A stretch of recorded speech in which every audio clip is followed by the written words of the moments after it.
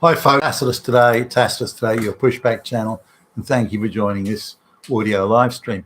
In this essay, I'd like to talk about, there's been a slew or run of supposed or alleged documentaries. I mean, they're propaganda, but documentaries, not just by the usual suspects of like the Guardian or the in Australia at least the ABC, that are hysterical sort of pro-migration propagandists, but these are news outlets that you'd think would be a little bit more independent and a little bit more inclined to lay the facts out, but not so. The propaganda is everywhere, and they're no doubt being, the documentary makers have no doubt been paid handsomely to produce this propaganda, and to miss the obvious point. So the documentary is about something that nobody can hide. The government or people can't hide. It is about the skyrocketing rents in Australia, particularly as you head closer towards the city. So you can have compact one-bedroom apartments nearer to the city, and they're like $1,000 a week plus, and nor are they anything fancy or new or particularly well appointed. Or you can have ordinary sort of two-bedroom apartments that are like 50, 60 kilometers from the downtown, and they're pushing $1,000 a week as well. So you have to get kind of well out of the city really before the rents are and they're not cheap or bargain or anything. They're just a little bit more sustainable. So anyway, just looking at this, the rents rate, most people now are paying, if they're living independently and they're on somewhere around approximating the average wage, they're paying 50, 60, 70% of their wage on the rent, and that's before they're putting food on the table or running a car or whatever. A lot of these people, because the rents are so high, are also qualifying for various government benefits and subsidies and so on. So the taxpayer is really subsidizing the high rents. So the property owners that are charging the high rents, they're effectively looting the taxpayer really for in order to get those higher rents. Similarly, there's a lot of rental advisory groups around that provide weekly or fortnightly advisories that they send around to their subscribers, where they egg them on and urge them. You can put up the rent. You can go up another $5 a week, $10 a week, $100 a month. So property owners are being bombarded with all sorts of exhortations to put up the rent. Every time they look at one of these advisories. So there's a whole industry to trying to gin up and jack up the rents everywhere around Australia. Governments aren't opposing or stopping that. If there was an advisory group that came out to talk about ending mass migration, the government would viciously clamp down on them. But any group that encourages the screwing over of the citizen, that's fine. We won't get in the way of that. That's just the market at work. Yeah, sure it is. But coming back to these documentaries, they're all pretty much running the same script. So again, that's a clear and obvious sign that it's centrally organized and scripted propaganda. But they focus on, so they concede that rents are out of control. That they concede. Again, it's not something that couldn't be hidden. But the causes are a little bit more difficult to sort of untangle, but hardly impossible. Mass migration and offshore buying are the principal causes of the rents running amok. Now, there are sub-causes and there's a substrata of causes, and I'll get to those in a minute. But the two biggest ones are offshore buying. That is, offshore buyers, whether buying directly or using local nominees. The Chinese and Indians are shockers for this. The offshore buying group will buy hundreds upon hundreds, thousands of properties in Australia, but they'll use their cousins and relatives and whatever that are already citizens or students or residents in Australia. They use them to go and buy the properties. So you get the ridiculous thing of penniless student that owns, $10 million worth of property, but the government doesn't even look sideways. Nah, that's not a problem. When it is a problem, it's a real problem, and you should be clamping down on it hard, but they don't.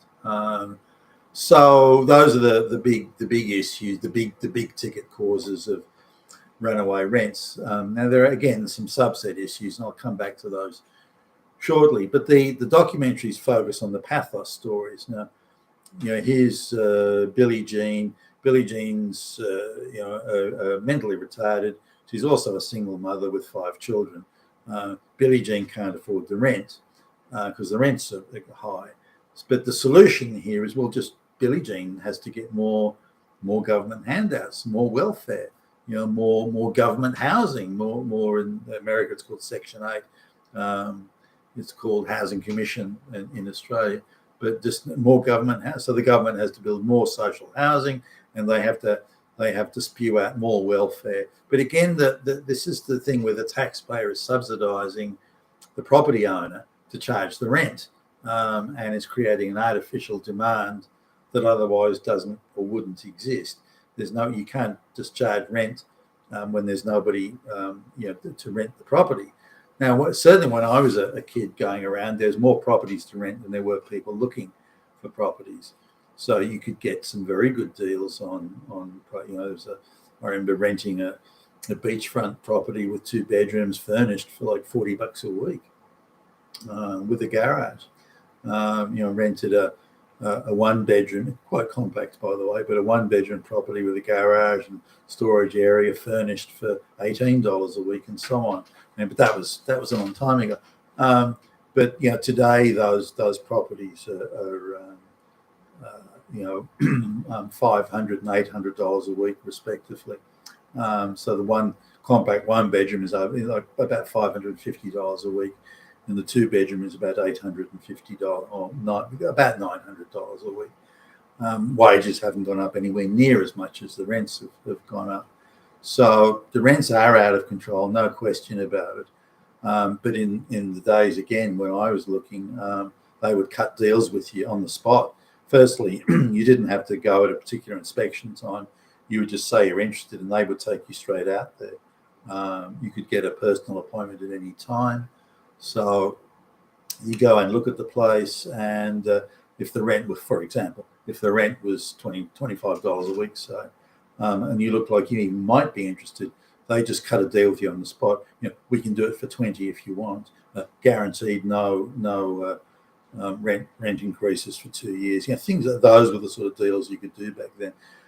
That was a long time ago. You can't do those deals today. So clearly there's far too many people looking for properties to rent than there are. Similarly, because offshore buyers can claim various tax deductions, they're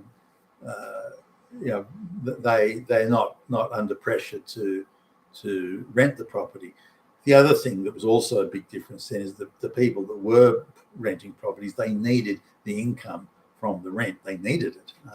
So they couldn't have the property or were very, they were very motivated to not have the property empty. And they would do pretty much whatever it took to get a paying tenant in there, if that meant, dropping the rent or something. They do it without even a second's thought. Now it's complete opposite. In fact, you go and look at a property now, certainly from the feedback I've been getting, is that the rental company or the real estate, whoever's handling it, will sidle up to people. Oh, look, that guy over there's offered $20 a week over the asking price. They'll whisper it to you very conspiratorially. And if you want to rent, you got to beat that. So you have to offer $30. So if it holds an illegal, that's supposed to be illegal. These guys can lose their licenses over that. But it's so widespread, everybody's doing it, and the government again does nothing to stop it. So the entire sort of edifice of property ownership, building companies, property development companies, government, all the advisory bodies that parasite off this, all the real estate groups and so on, they're all very much invested in this form of corruption continuing. And so, again, that they want the solution to be, we'll just do more welfare. They want that because that pays their higher rent. So the taxpayer looting the taxpayer becomes the objective of this, and gets their ridiculous higher rents paid. And you hear stories of, and I know people where they're renting a place for $500 a week, and the property owner goes, it's now $900 a week, and they, there's nothing to stop them. They get away with it. Just looking at the overall thing, the pathos stories that were put up in all of the documentaries were, again, a mentally retarded single mother with multiple children, an illiterate third world peasant with no skills or capability, who's illiterate in his own language, let alone English. And since arriving in Australia less than 2 years ago, they've already got 3 children. Now, what responsibility should these people, should a mentally retarded woman have 5 children? Should an illiterate peasant, who's again illiterate in his own language, and I would argue also mentally retarded, should intellectually challenged, should he be allowed to have 3 children and say, well, now I've got a financial problem, I can't afford rent, the government now has to pay the rent for me? But this is the solution that these documentaries propose. But just more welfare. That's what you need, more welfare. Now, they steer well clear of the real reasons that there's a rental sort of, there's a shortage of supply and too many people chasing it, and then an artificial price that's being inserted into what hitherto was once a market. It's not a market anymore.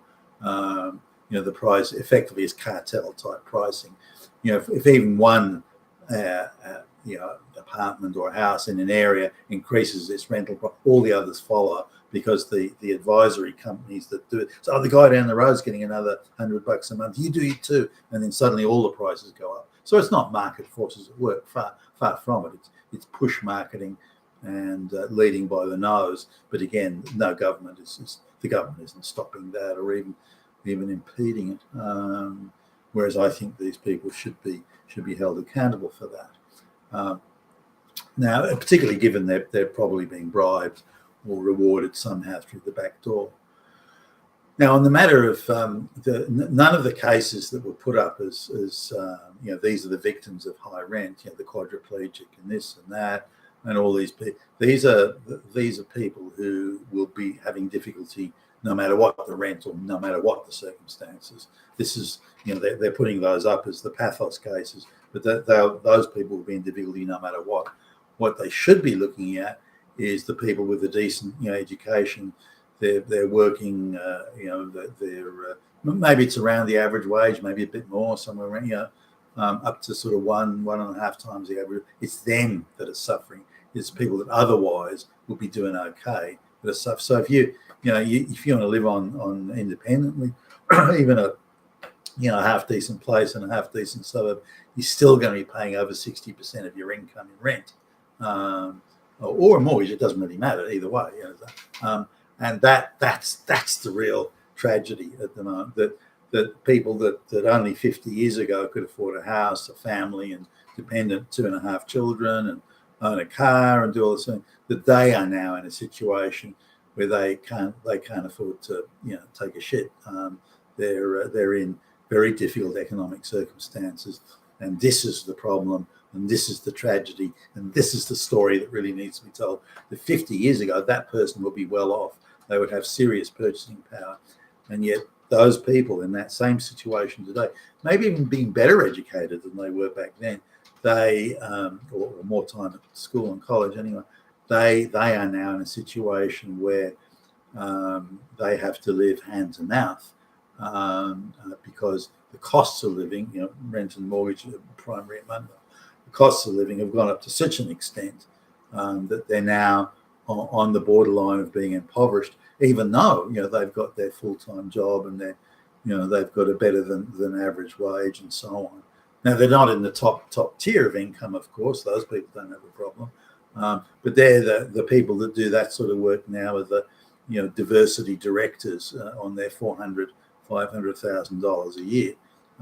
Those people produce, create, build, and do nothing. They themselves are parasites on the system, but they're the ones that can afford this sort of rent and can afford a top tier lifestyle.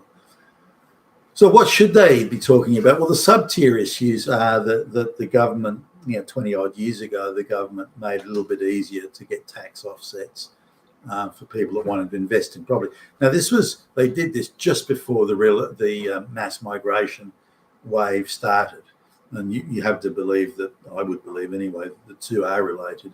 You can't just do one, then immediately afterwards you open the floodgates for mass migration. So they made it easier to get tax offsets. It's referred to as negative gearing in Australia, where you can have a number of properties, and if your costs of owning the property, whether you don't get enough rent to cover the repayments or the repairs or the maintenance, the costs of owning the property, you can offset that against your income tax that you're getting at your job.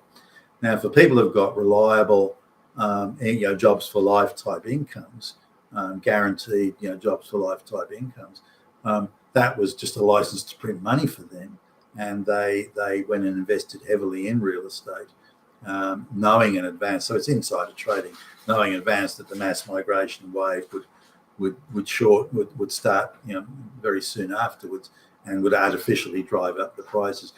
Houses used to be places where people lived and raised their families. They're now investment items, and that has sort of changed the complete landscape of property ownership, and of course the prices associated with it.